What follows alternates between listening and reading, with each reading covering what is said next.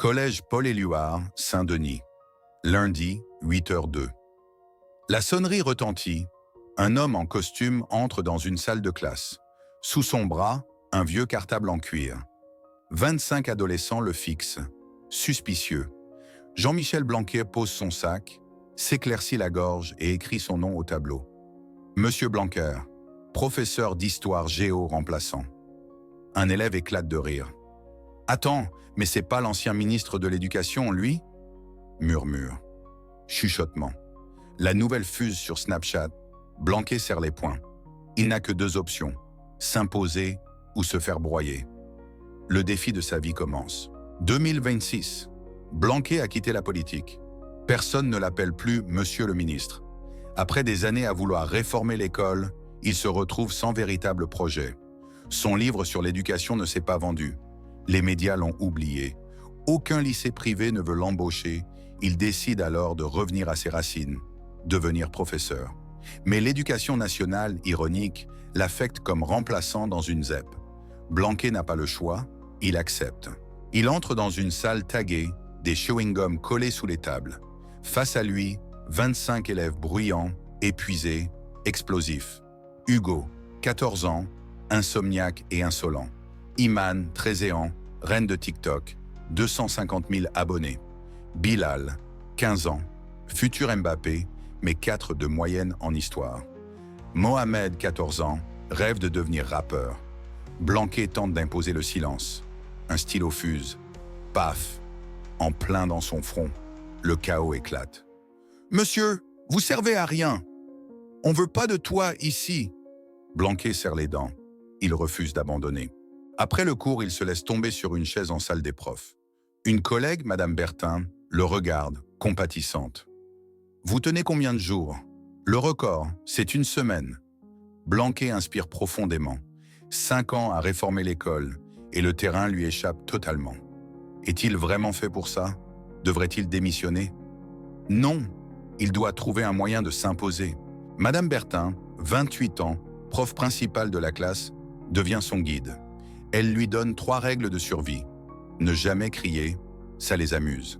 Ne jamais humilier. Sinon, c'est la guerre. Gagner leur respect, mais sans chercher à être cool. Blanquer prend des notes. Il a un plan. Mardi 10h. Il revient avec une nouvelle méthode. Cours d'histoire géo, transformé en battle de rap. Thème. Pourquoi Napoléon était un influenceur avant l'heure? Les élèves explosent de rire. Mais écoute, Iman lève la main. Ah ouais, c'est stylé. Napoléon, il a fait son buzz. Mohamed enchaîne. Il a fait une dinguerie en Égypte, comme les rappeurs qui partent en featuring à Dubaï.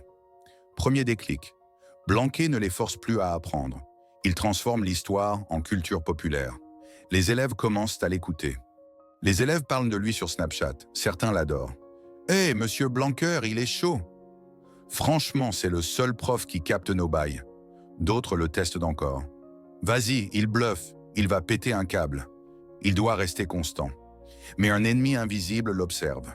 Le principal du collège reçoit des plaintes. L'académie commence à surveiller ses méthodes. Blanquer dérange. Jour d'évaluation. Blanquer distribue une interro. Il sent une tension étrange. 20 minutes plus tard, il comprend. Tout le monde a les réponses. Quelqu'un a volé le sujet. Il a 2 choix.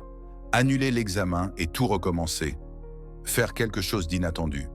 Il choisit la deuxième option. Il annonce « Ok, vous avez tous eu le sujet. Très bien. Maintenant, nouvelle consigne. Expliquez-moi pourquoi c'était une mauvaise idée. » Silence. Un choc collectif. Les élèves ne s'y attendaient pas. Ils baissent les yeux. Certains commencent à écrire. Blanquer vient de gagner une bataille. Fin du trimestre. Ses méthodes sont remontées jusqu'au rectorat. Le principal l'appelle « Vous faites du bon boulot, mais trop de bruit. On vous demande de partir. » Blanquer observe ses élèves. Il ne s'attendait pas à s'attacher. Le lendemain, il annonce son départ. Certains élèves baissent la tête. D'autres chuchotent. Il était cool, lui. Iman lève la main.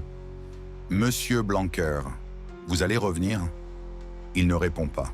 Mais au fond de lui, il sait. Ce n'est pas fini.